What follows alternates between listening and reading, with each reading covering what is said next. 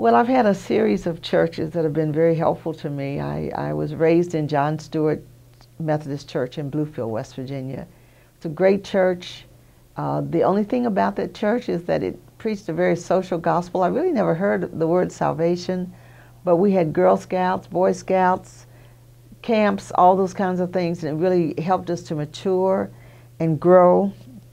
And then when I went to Morgantown, I joined Drummond Methodist Church and sang in the choir there. And I think I was the only African American in the church. The reason I went is the dormitory I stayed in at college was just right across the road from Drummond.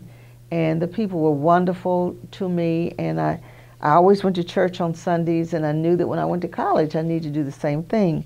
Well, later on, some people were inviting me to a revival at St. Paul AME Church, African Methodist Episcopal Church. And I went there, and one Thursday night, well, I went so that I could, these girls kept saying, come to revival, and I went just to get them off of my back. And that Thursday night, I'll never forget, when the altar call was made, I walked down the aisle, and I remember them singing, Jesus Breaks Every Fetter, and I just knelt down at the pew there, and my life has never been the same. And those people at St. Paul were just an incredible family, because during that time I went through a divorce, and they were just there for me, and if they hadn't been, I don't think I would have made it. And then we joined, after a few years, we joined Mount Calvary Baptist Church, where my pastor now pastored, and Bob just sort of, and I just sort of fell in love with the Crables, and we joined that church until April of 2009, when we started a ministry, Refreshing Waters Ministry, in Athens, Ohio. And to my church family, I say that there are not very many people that just sort of know you inside and out, and know when you're up, know when you're down, know what to say, when to kind of back off.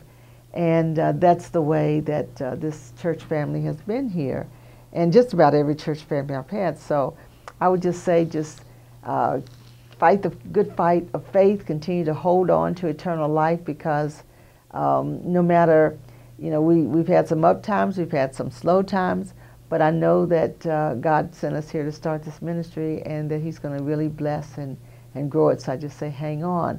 And to my dear friend Carol Carter, I truly could not have made it through Bob's death without you coming to Athens and just staying with me for those 3 years or so.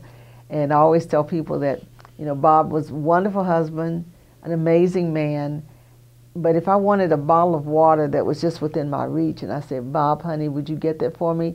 There would be no bones about it. He would get it and do whatever he had to do, even if I fussed about it, having to reach that far.